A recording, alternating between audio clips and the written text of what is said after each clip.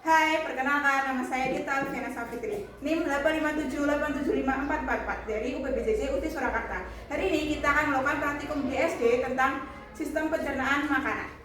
Di sini ada kerangka manusia.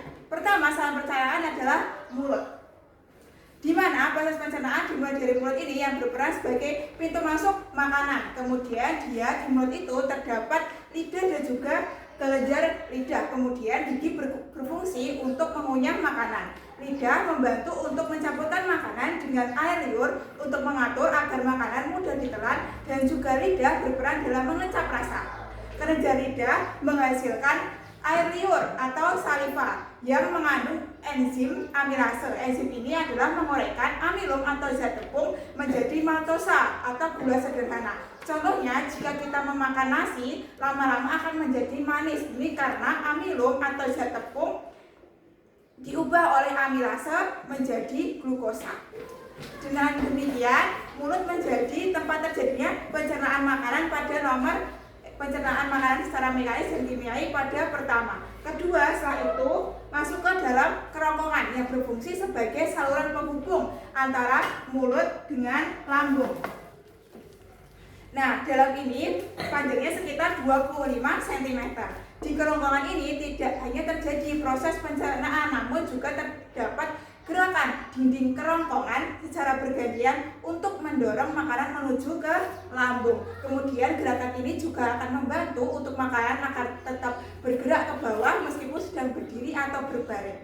Ketiga, itu ada yang namanya lambung. Dari mulut, kerongkongan, kemudian ke lambung. Lambung ini berbentuk seperti huruf J yang terletak di bagian kiri rongga mulut. Ini bagian kiri ya.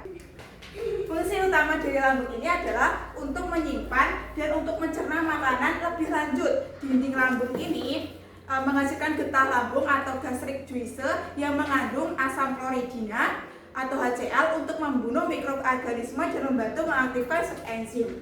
Yang pertama di lambung itu adalah enzim pepsin yang mengorekkan protein menjadi pepton. Yang kedua ada enzim renin yang berada pada anak-anak biasanya untuk mengendapkan protein susu.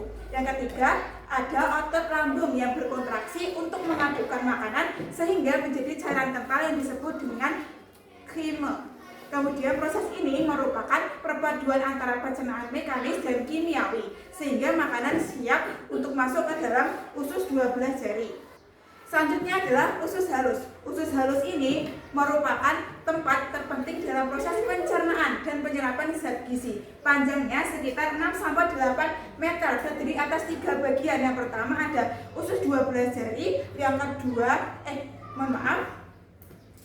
panjangnya sekitar 6-8 meter yang terdiri atas 3 bagian. Yang pertama ada usus 12 jari, di mana ini digunakan untuk bagian ini masuk dalam getah pankreas dan juga getah empedu. Kemudian getah pankreas ini mengandung yang namanya enzim amilase, yakni mengubah sebuah karbohidrat. Kemudian ada enzim tripsin, yakni menguraikan protein, dan juga yang terakhir ada enzim lipase untuk menguraikan lemak.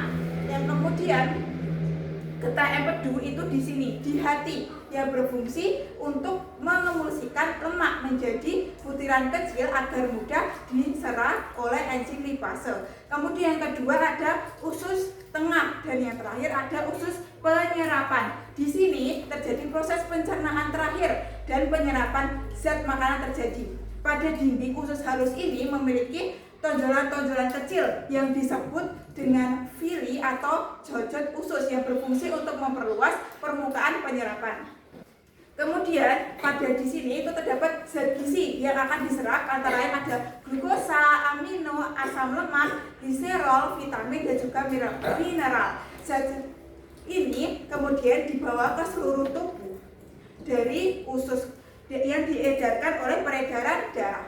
Selanjutnya kelima ada usus besar. Usus besar ini berfungsi untuk menyerap air dan juga garam, mineral dari sisa-sisa makanan dari usus halus menjadi sebuah hidup bakteri baik yang membantu membusukkan sisa makanan serta menghasilkan vitamin K dan beberapa vitamin B. Setelah proses ini terbentuklah fases atau kotoran padat yang kemudian didorong ke dalam rektrum.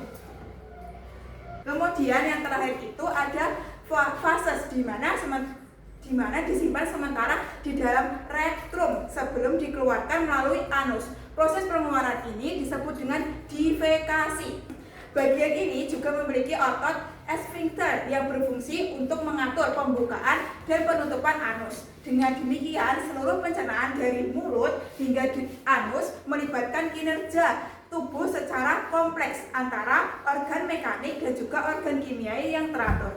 Jadi pada proses pencernaan makanan dimulai dari mulut, kerongkongan, kemudian ke lambung, kemudian ke usus halus, usus besar, kemudian ke anus. Setiap bagian dari organ pencernaan manusia ini memiliki fungsi dan tujuan masing-masing yang bisa mengubah makanan menjadi energi untuk membuat tubuh kita tetap kuat, sehat, dan juga aktif.